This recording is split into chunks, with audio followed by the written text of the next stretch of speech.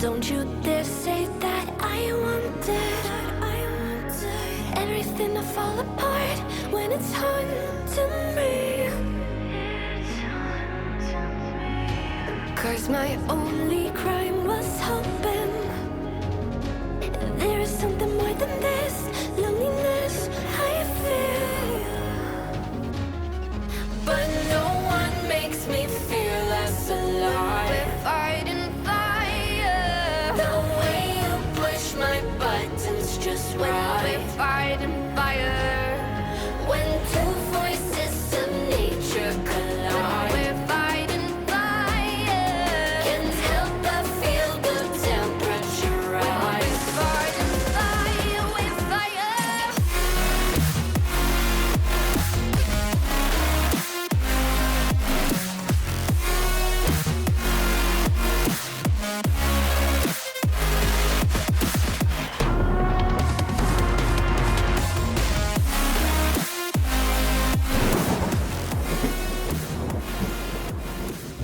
G'day folks, it's Cortezerino and we are finally back on the Evermoor server.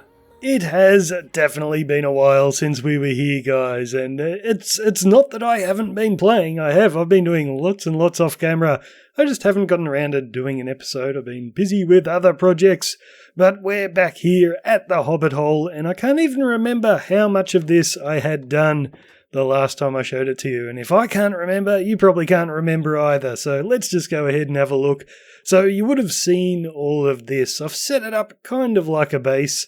So we've got a little kitchen area here. We've got an awesome big bedroom and a nice enchanting room for the community island. So this, even though it looks like a base, it's not intended to be my base. It's just sort of a bit of a base area for everyone on the server. When they're over here on the community island, they can use storage and stuff like that. But what I think I haven't shown you is the secret door. I have shown you the secret door. I haven't shown you what's behind the secret door. So we light the candle to open that up. And to tell you the truth, I'm probably going to leave this open from now on just so everyone can find it.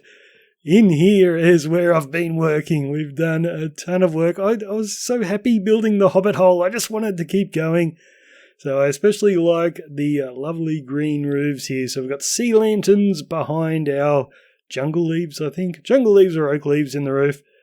And I've done heaps and heaps. So we finally have a community super smelter, all buried nicely under the ground. So that is super cool. So if someone doesn't have it at home, they can come here and smelt all their goodies. And then pretty much I've just decorated the rest of the room. So we've got a nice grass floor. I love doing this for the Hobbit Holes. And yeah, just made it nice and big, and it's looking very cool. So that is what I've been doing for the last month or so while I haven't been putting out videos. And because it has been a little bit slow here on the server over the last month, well, it's been slow from my end. Meg Ray's built an entire castle at spawn, so that is looking super cool. I'm not sure if she's shown the entire thing yet, so I'm not going to go over there and spoil anything. But because it's been a bit quiet, someone suggested that we have another big games event. So we had a day a while ago where we played Battleships and we played Pac-Man. So I asked on Discord, I said, well, if we're going to have a games event soon, I'm putting out a video this week. What game would you like? And Bobbit, I think a bit tongue-in-cheek, suggested Snakes and Ladders.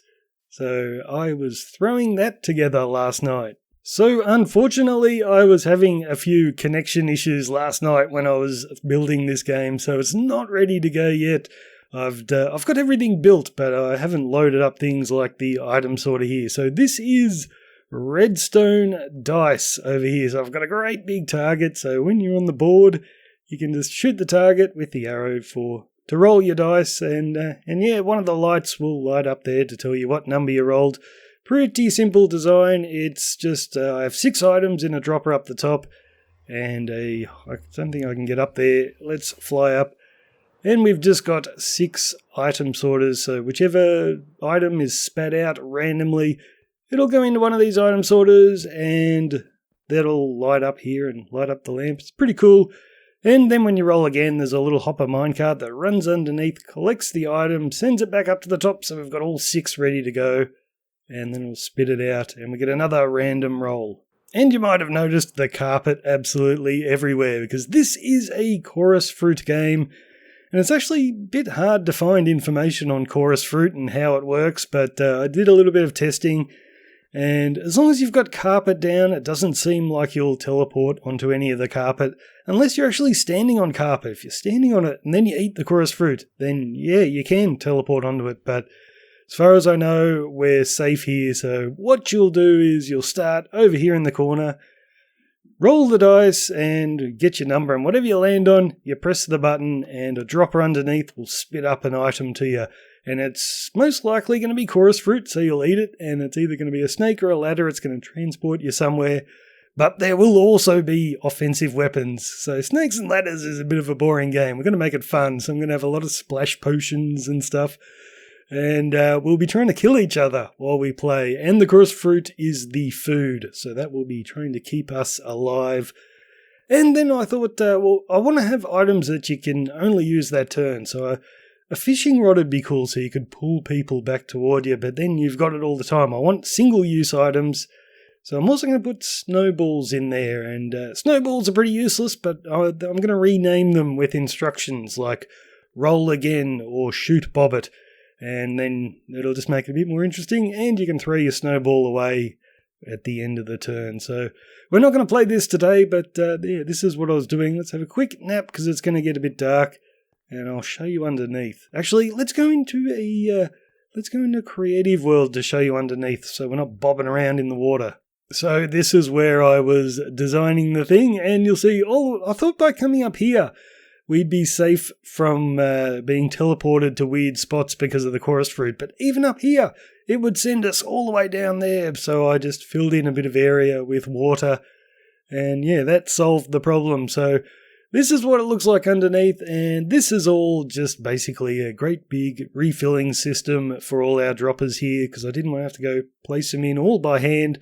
So we've just got a minecart here, and I can load it up with all the things I want. And it'll run across all these hoppers and fill up our droppers. But I needed these droppers to have two droppers there so I could fit in the minecart. So what happens is the item goes into the bottom dropper, and then when the minecart's going by, it's going to run over this little bit of rail there, and that'll pulse the redstone below. And that just basically sends a signal to that bottom dropper and puts all the items up into the top dropper.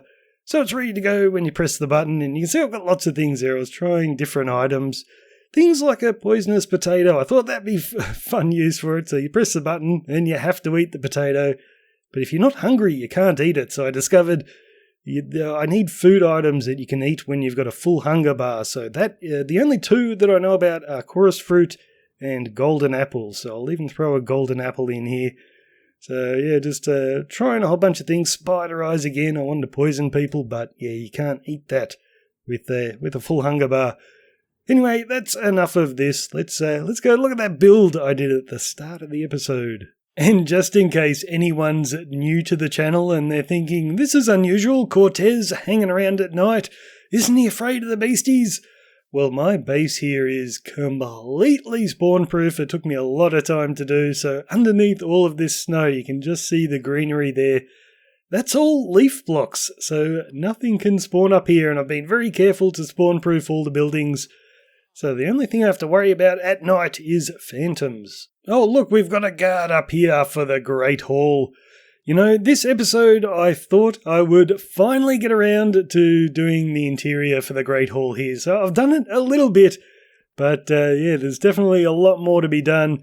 But once again, I cannot be bothered. Instead, I've decided to expand the village a little bit. So it's all the way on the other side there. Let's fly over. I've just put in a nice little windmill, and I did as much farmland as I could be bothered doing before I got bored. So it's a very, very small field for a great big windmill, but I'll make this bigger eventually. So this windmill is a bit unusual. So usually when I design things, I base them on real builds, so I want things to look authentic.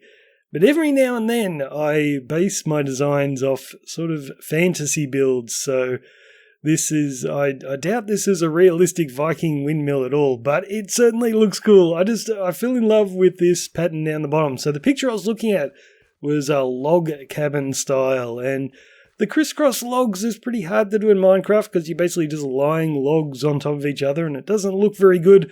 So this is my interpretation of the crisscross logs that you'll get in a log cabin. So I've just put spruce stairs in between the spruce logs, and yeah, got them poking out at little random intervals like this on the sides. I think it looks pretty cool. The windmill itself is a little bit boxy, but I don't know, it does the job. And there's not a ton of stuff on the inside here, so I've got a little sort of millstone is what they're called. They're supposed to look like a millstone. And then up the top, I think I decorated with a couple of barrels, and that is about it. But yeah, it's a nice little addition to the Viking village, but we're not done. You know, I'm not putting out videos as often as I used to. I used to do every 5 days. Now I'm just doing once a week because I want to do more building, more designing, and I have come up with a great big build for our village. And I've got all the materials ready to go, so this is how you shoot a time-lapse in survival. You just make sure you've got everything ready, and I'll take all these shulker boxes upstairs, and pretty much as soon as I stop recording here, I am going to start building this new building. So what it's going to be is basically another house for our village, but it's not going to be a little one like these guys. This is going to be a great big hall. Not as big as that one, obviously. That's the Hall of the King. But we're going to do another one right here. I think I'm going to rip out these completely. So it's kind of going to ruin our little gatehouse here. I say kind of. It's going to completely ruin it. I'm going to have to remove it because this building is too big to fit inside of this area. So I'm just going to take this gatehouse out completely. We'll build the new building right here on I'll take out that whole section wall, build it here, and we'll have to figure out something for the wall later. But yeah, this was kind of a little bit of a small village anyway, so it'll be good to actually... How do I get in here? I've forgotten. Let's try this way. There we go. It'll be good to expand the village a little bit anyway. Oh, that's where the door was. That's why I was having so much trouble. Yeah, so I didn't leave myself a whole lot of room inside of this wall to build a great big village, so it is about time I expanded a bit. And one thing about this building I'm doing, there will not be an interior. Very unusual for me, I always do the interiors, not today, because I just want an area to put farms in, because I haven't got enough room in my base. Like this house over here, this one is where I get all the hay bales for my lovely roofs. It's just a little wheat farm. But there are a bunch more farms I need, like all that concrete that I made for the Snakes and Ladders game. I had to run off to a pool of water and get that. I want a concrete converter, I want lots of things. So they will go in my new building. So let's just be quiet, Cortez, and start building.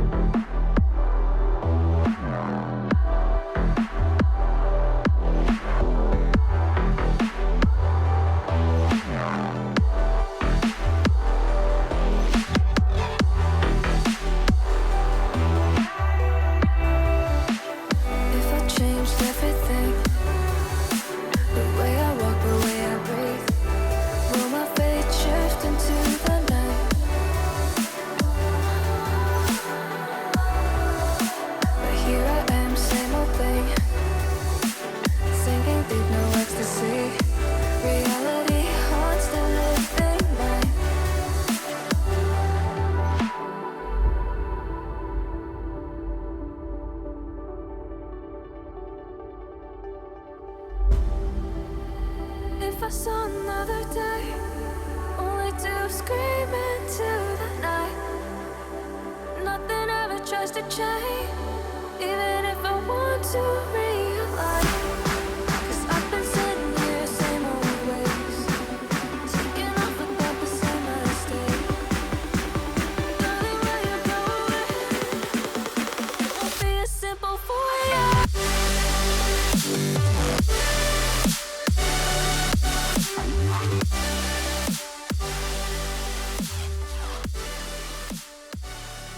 Alrighty guys, this is totally not ready, but I've done a little bit of work. You can see my farm up the back there. It's not automated at all. I should really go back and redo that with some water streams so we can get the chorus fruit nice and easy. And I don't have any splash potions in here yet. I'm thinking now actually, rather than just brewing them up at the base, I might make a few automatic potion thingies on that island over there. And yeah, that way it'll just be a lot easier to restock this thing. But I've got a few chorus fruit in there so we can sort of get a sort of test run on how it works. So we've got the nice big target. We just shoot that. And you can see our number. It's a little bit slow this, but it's completely random. It's really good. So 5, 1, 2, 3, 4, 5. Press the button. And it's going to be chorus fruit because that's about all I have in there at the moment. Whoops. That's something I've got to be careful of. I'm pressing buttons everywhere. We'll have to look up in the sky when we eat these things. But yeah, snakes and ladders. How cool. And we'll throw on the shaders to check out the new building. I think since I've already got the hall up there, I always call it the hall because if I say I can't even remember the name, Medisuld or whatever, the Golden Hall's real name. No one really knows what I'm talking about, but since we've already got a hall, I might call this one the Lodge. And it's definitely changed the shape of my my little village here, so I'll eventually have to put the fence around it somehow, but yes, I think it's looking super cool. I love the way I've done the doors actually with the signs on the sides. Kind of looks like hinges. And you can see the smoke coming up the top there. You know, when I built the hall has one of those as well. If we can sort of get to the side and see it, it's a little crow's nest right up the top there. I thought when I built that was a lookout. And then when I was building this one, I realised, oh no, that's a chimney. That's to stop the rain coming on the fire. So yeah, I've done that one properly. I've got hay bales underneath the fire, so the smoke rises all the way up there. And as you can see, there is nothing on the inside, but we've got lots and lots of room here to do lots and lots of farms. And I quite like the entrance here too. I'm using the coral blocks in the floor there, so that looks really nice. Except I've got this one little dark spot where the snow won't melt, so I'll have to do something about that. That is super annoying, but otherwise I'm very happy with the build. So that's it from me, guys. Pretty short episode today, but we got so much done. We've got a whole underground city in the Hobbit Hole. We've got a windmill, we've got a new game, and we've got the Viking Lodge. I like putting out one video a week. I can get so much done. It is awesome. Anyway, guys, thanks for watching. I'm Cortezerino. I will see you later.